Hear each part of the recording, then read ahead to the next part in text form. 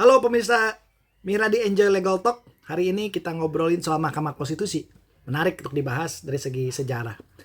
Mahkamah Konstitusi sebenarnya merupakan ide tidak terlalu lama ya, baru-baru saja. Tapi dalam konteks inspirasi memang munculnya sudah cukup lama. Yaitu sekitar tahun 1802 ada putusan Marbury versus Madison di Amerika Serikat yang dianggap itu adalah tonggak munculnya gagasan Mahkamah Konstitusi. Jadi dulu sebelum tahun 1802 di Amerika Serikat, Mahkamah Agung Amerika Serikat itu tidak punya kewenangan menguji undang-undang terhadap undang-undang dasar. Kenapa? Karena undang-undang itu dibuat parlemen. Bagi Amerika ketika itu parlemen itu adalah suci, produknya juga suci karena parlemen itu wakil rakyat. Nah, tapi pada tahun 1802 ada putusan monumental dari Hakim John Marshall dalam kasus putusan Marbury versus Madison. Untuk pertama kalinya di Amerika Serikat dibatalkan suatu undang-undang kekuasaan kehakiman dalam kasus Marbury versus Madison. Sejak itulah Mahkamah Agung Amerika Serikat mendapat tugas tambahan. Dia tidak hanya menyelesaikan perkara biasa, tapi juga bisa menguji undang-undang terhadap konstitusi. Sejak itu terjadi. Nah, gaya Amerika Serikat kemudian berpengaruh pada negara-negara lain, ya.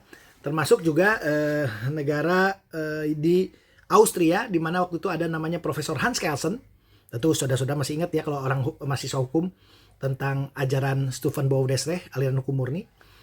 Menurut Profesor Hans Kelsen ketika itu menimba inspirasi dari Amerika, di mana Profesor Hans Kelsen waktu itu sedang didapat tugas membuat konstitusi Austria.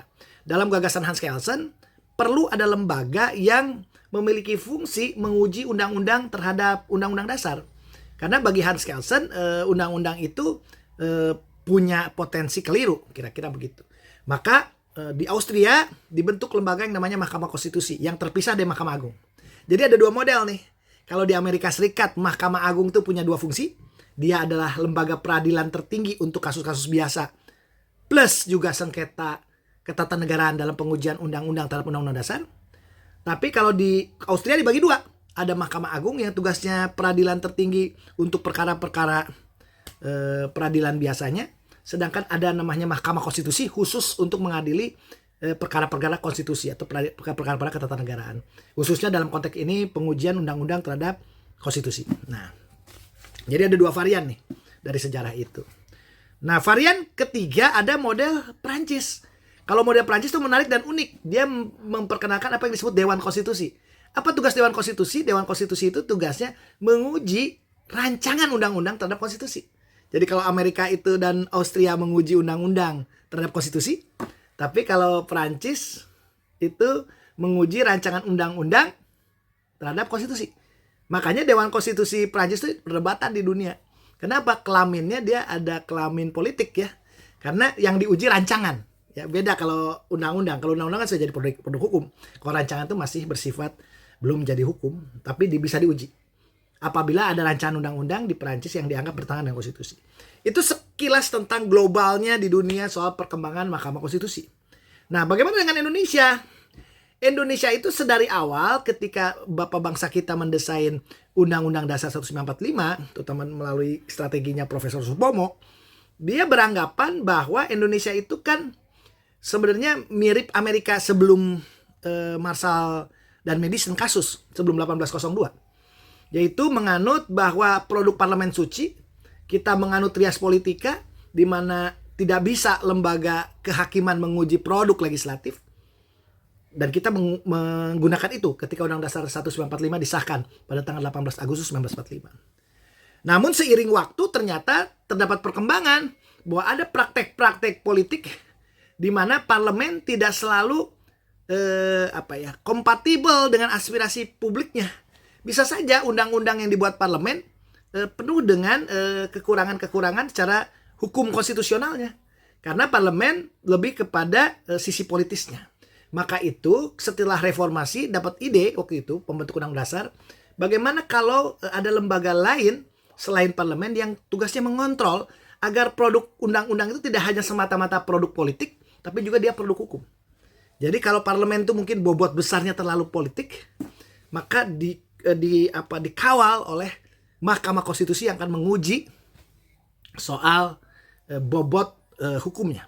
Sehingga kemudian di amandemen lah Undang-Undang Dasar 45 dan dimasukkan di pasal 24C Undang-Undang Dasar 45 tentang ada namanya lembaga Mahkamah Konstitusi. Dan kemudian terbit juga Undang-Undang Nomor 24 tahun 2003 beserta perubahannya ya tentang Mahkamah Konstitusi yang membuat pelembagaan bahwa Mahkamah Konstitusi itu adalah lembaga ketatanegaraan yang mempunyai fungsi mengawal konstitusi. Nah, tentu di Indonesia ini banyak yang mengatakan paling lengkap tuh lembaga Mahkamah Konstitusinya. Kenapa? Karena dia bisa menguji undang-undang terhadap undang-undang dasar, dia bisa menyelesaikan sengketa partai politik, dia juga bisa menguji perselisihan hasil pemilu, dia juga bisa melakukan memutus perkara pembubaran parpol, sampai yang paling strategis dia bisa memberikan putusan atas pendapat DPR apabila presiden dan atau wakil presiden diduga melanggar hukum. Jadi konteks Mahkamah Konstitusinya Indonesia ini agak lebih komprehensif ya. Karena kalau di negara-negara lain biasanya tidak selengkap Indonesia ya. Misalnya Amerika Serikat seingat saya itu cuma 2 ya, menguji undang-undang terhadap undang-undang dasar beserta produk turunannya. Dan yang kedua dalam konteks pemberhentian presiden dan pejabat publik lainnya. Karena kalau di konstitusi Amerika itu yang bisa di-impeach atau diberhentikan bukan hanya presiden, tapi disebut istilahnya public official. Jadi pejabat-pejabat publik kalau melanggar hukum atau melanggar konstitusi maka bisa diproses oleh Mahkamah Agung di Amerika Serikat. Nah, jadi Indonesia ini paling lengkap ya. Dia ada kewenangan, 4 kewenangan, 1 kewajiban dalam konteks Mahkamah Konstitusi tadi ya, yang tadi sudah dipaparkan di awal. Nah, ini yang harus dipahami dulu sebelum nanti kita akan bicara soal-soal teknis ya. Bagaimana melakukan kewenangan-kewenangan dari mulai pengujian undang-undang terhadap undang dasarnya, menyelesaikan perselisihan hasil pemilu, lalu menyelesaikan sengketa antar lembaga negara, membubarkan partai politik, bagaimana peradilannya, sampai nanti kalau ada dugaan oleh DPR ada pelanggaran hukum oleh presiden dan atau wakil presiden, kira-kira itu. Nah, ide besarnya Mahkamah Konstitusi yang pasti adalah dia mengawal konstitusi. Makanya dia menganut paham konstitusionalisme. Mahkamah Konstitusi bekerja untuk memastikan konstitusi itu membatasi kekuasaan sekaligus konstitusi dipraktekkan dalam praktek sehari-hari. Demikian kuliah pengantar singkat, nanti dilanjutkan pada forum-forum berikutnya. Terima kasih.